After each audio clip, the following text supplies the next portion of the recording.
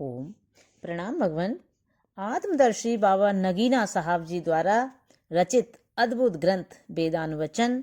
और भगवान आज कर्मकांड पहला अध्याय प्रारंभ हो रहा है और इस एपिसोड है 12th।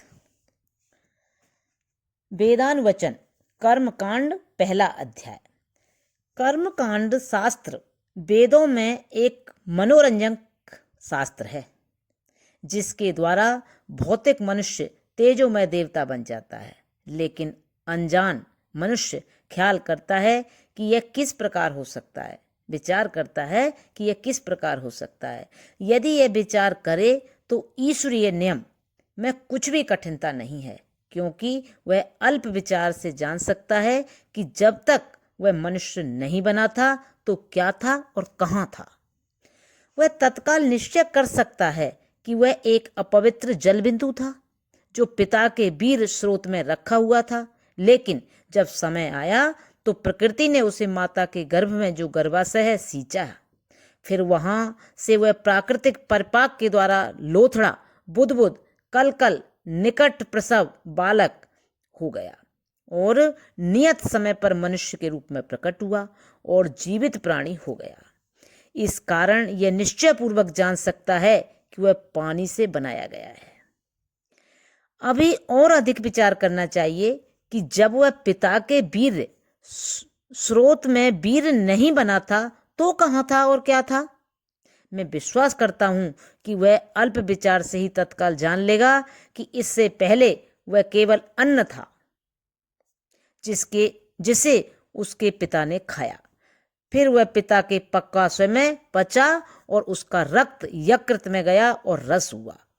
फिर रक्त होकर प्रत्येक अंग में आहार हुआ और उनसे निचोड़ की तरह उसका सार वीर के स्रोत में आया और वीर के रूप में प्रकट हुआ।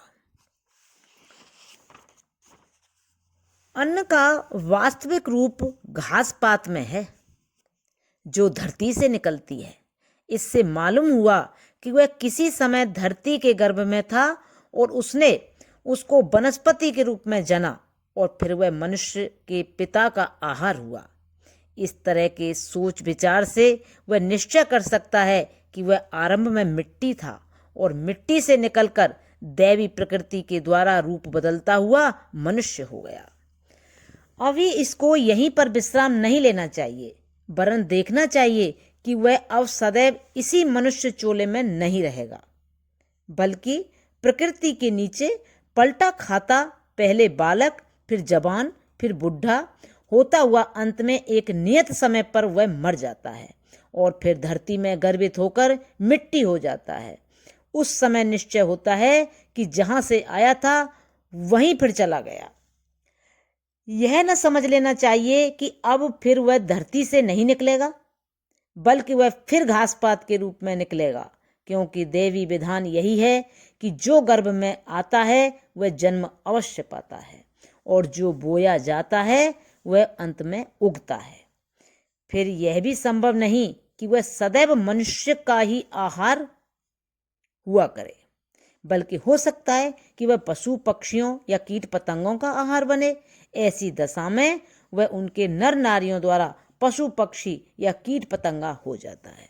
अतः मालूम हुआ कि मनुष्य प्राकृतिक नियमों के अंतर्गत विचित्र पलटे खाता हुआ कुछ का कुछ हो जाता है।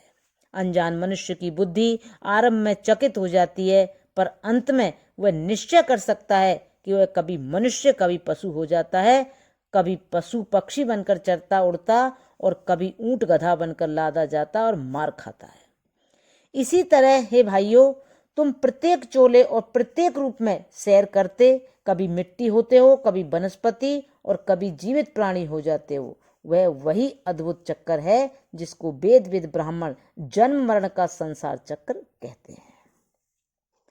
यह न समझ लेना चाहिए कि वह इसी तरह सदैव भूलोक में चकराता है, वरन संभव है कि उसका वास्तविक रस यानी सत द्रव्य जो विविध मूर्तियों का कारण है, सूर्य के प्रभाव से बाष्प के रूप में आकाश को उड़े और बादल बन जाए। फिर बादल यानी मेघ से बिजली और बिजली से तेज बनकर किरणों में जा मिले और किरणों द्वारा सूर्य गर्भ में चला जाए।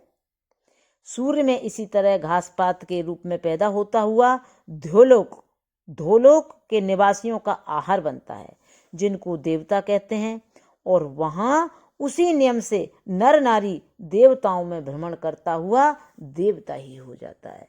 इसी तरह हम विश्वास करते हैं कि भूलोक का प्राणी ध्योलोक का प्राणी अथवा मनुष्य देवता हो सकता है। दैवी विधान में यह कुछ भी कठिन नहीं है। प्रणाम भगवान। अब यहाँ से आगे कल लेंगे कर्मकांड का 2 अध्याय कल लेंगे भगवान। प्रणाम। ओम शांति शांति शांति।